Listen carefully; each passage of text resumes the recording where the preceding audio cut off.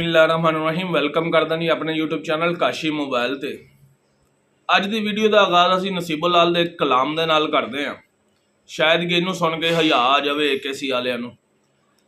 और नसीबो लाल ने फरमाया सी कि कम पै गया तेरे नाल थोड़ी देर दा, वे मैं जिथों जिथों कहंदी उथों क्यों नहीं छेड़दा। यही हिसाब AKC वालियां दा है। उन्हां नू शर्म ते आनी नहीं। उन्हां नाल कम सानू पै गया जे कुछ मिनट का या कुछ घंटिया का। उन्होंने भी तमाशा बनाया है।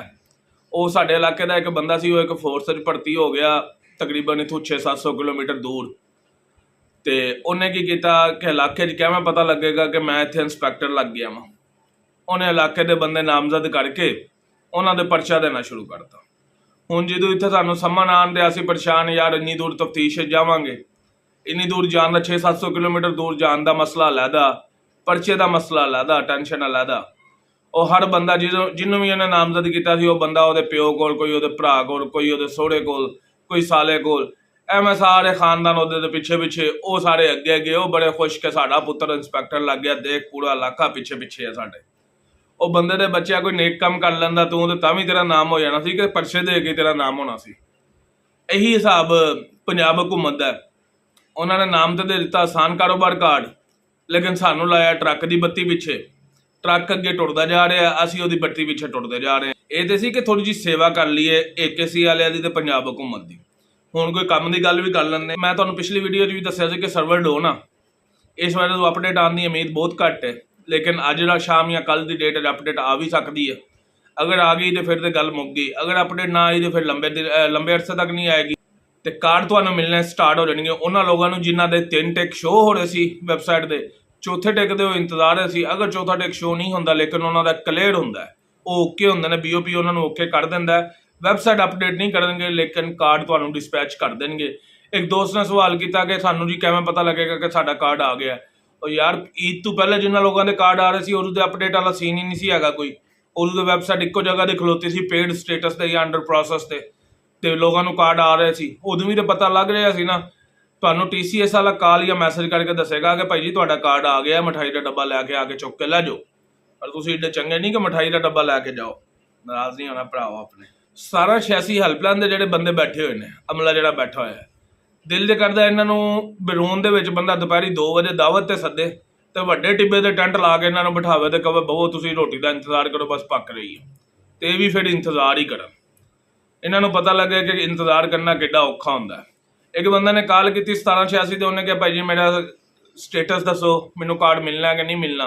उन्होंने कहा जी ID कार्ड नंबर दसो। ID कार्ड नंबर पूछ के तो उन्हें कहा जी तुहाडी तो एप्लीकेशन ही सबमिट नहीं हुई, जबकि उस बंदे के 2 टिक होए खड़े ने।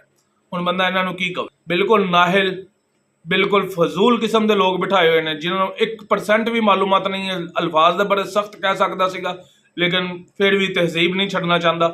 लेकिन ये बिल्कुल नाहिल लोग बैठे हुए हैं हैल्पलाइन पर, खासकर 1786 के। असल जी गल है ना, उन्होंने समझो कि इस टाइम दरखास्त रिजैक्ट करने की रेशो बहुत ज़्यादा हो गई है। और जिन्होंने लोगों की दरखास्त रिजैक्ट हुई ने, जिमें ही अपडेट आती है, किसी का क्रॉस आता है, उवें ही एक तूफान आ जाता उन्होंने कॉलों का, कंप्लेनों का कि सानू क्यों रिजैक्ट किया गया। और हुण लोग सिर्फ हैल्पलाइन से कॉल करके कंप्लेन नहीं करते, मुख्तलिफ प्लेटफॉर्म यूज करके वज़ीर आज़म या CM या PM भी कंप्लेन भेज रहे हैं अपनी, जिहदी वजह तो उन्होंने मुश्किलात का सामना हो रहा है। ये हो सकता है कि उन्होंने इस वजह तो इस मुश्किलात तो बचने लिए साड़ी कंप्लेन आ रही है बार बार अपडेट करनी रोकती हो कि अपडेट ना की जाए। और यह भी हो सकता है कि वाकई ही उन्होंने वैबसाइट ग्लिच आया हो या सर्वर डाउन हो, कोई इशू आया हो, इस वजह तो नहीं अपडेट आ रही। बहरहाल ये अज और कल के दिन पता लग जाएगा। अगर अज अपडेट आ जाती या कल अपडेट आ जाती तो इसका मतलब ओके हो गया, फिर तो टेंशन रिलीज होगी। अगर अज और कल अपडेट नहीं आती, वाकई उन्होंने सर्वर डाउन है और कोई संगीन मसला है और मजीद आने वाले 8-10 दिन अपडेट आने की उम्मीद ना रखियो जी। लास्ट वीडियो दे एक साडे अवैस बलोच भाई ने उन्होंने कमेंट किया कि कहानी खत्म हो गई है भाई। तो कहानी वाकई ही खत्म तो नहीं हुई लेकिन खत्म होने के इंतहाई करीब आ। लेकिन हजे इस काम को क्लोज करने लिए तकरीबन 1 तो 1.5 महीना लगेगा।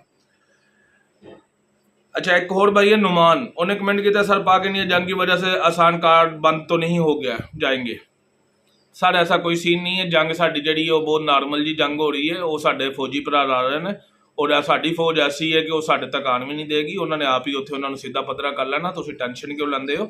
एक सकलैन सकलैन भाई ने पूछा यूथ लोन स्कीम की लास्ट डेट क्या है? भाईजान हाले तक कोई अनाउंसमेंट नहीं आई हैगी, पर मैं अगली वीडियो ਦੇ ਵਿੱਚ इंशाल्लाह ਤੁਹਾਨੂੰ ਚੈੱਕ ਕਰਕੇ ਦੱਸਾਂ। ਇੱਕ ਹੈ ਭਾਈ @MN4218 यानी कि 4218 MN 4218, उन्होंने कमेंट किया भाई मैं 22 मार्च को अप्लाई किया था आसान कारोबार कार्ड के लिए, लेकिन अभी तक मुझे कार्ड नहीं मिला।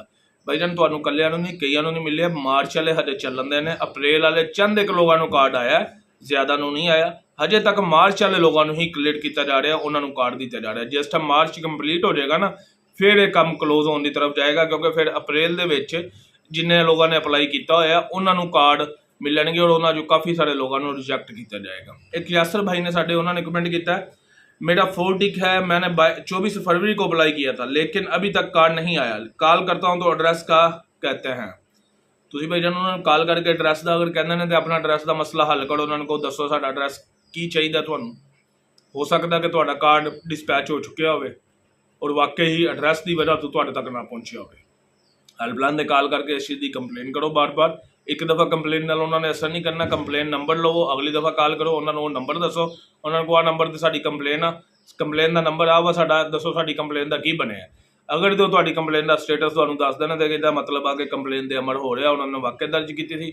ਅਗਰ ਉਹ ਤੁਹਾਨੂੰ ਸਟੇਟਸ ਨਹੀਂ ਦੱਸ ਪਾਉਂਦੇ ਤਾਂ ਤੁਸੀਂ ਉਹਨਾਂ ਦੇ ਸਿਰ ਹੋ ਜਾਓ ਕਿ ਅਸੀਂ ਲਾਸਟ ਟਾਈਮ ਕਾਲ ਕਰਕੇ ਕੰਪਲੇਨ ਦਰਜ ਕਰਾਈ ਸੀ, ਸਾਡੀ ਕੰਪਲੇਨ ਦਾ ਨੰਬਰ ਇਹ ਵਾ, ਤੁਹਾਡੇ ਕੋਲ ਕਿਉਂ ਨਹੀਂ ਸ਼ੋ ਹੋ ਰਹੀ। ਅਗਰ ਤੁਸੀਂ ਦਰਜ ਕੀਤੀ ਹੁੰਦੀ ਤਾਂ ਤੁਹਾਡੇ ਕੋਲ ਸ਼ੋ ਹੋਣੀ ਚਾਹੀਦੀ ਸੀ। ਇੱਕ ਸਾਡੇ ਭਾਈ ਨੇ LLB ਸਟੂਡੈਂਟ, ਸਾਡੇ ਰੈਗੂਲਰ ਵੀਵਰ ਨੇ, ਉਹਨਾਂ ਨੇ ਕਿਹਾ ਕਾਸ਼ੀ भाई 26 दिन हो गए हैं, 2 टिक शो हो रहे हैं, इन्फॉर्म कर दें। भाई जान ये कुछ भी इन्फॉर्म नहीं कर सकते, कि इन्फॉर्म करिए, ये चाहिए कि वेट करो, अपडेट तुहानूं दस देंगे, नहीं आ रही जब अपडेट आएगी तुहानूं दस देंगे। ज़्यादा चाहते हैं वीडियो पसंद है चैनल को सबसक्राइब, वीडियो को लाइक जरूर करो, अपनी दुआवां याद रखो। अल्लाह हाफिज़, फी अमान अल्लाह, पाकिस्तान जिंदाबाद।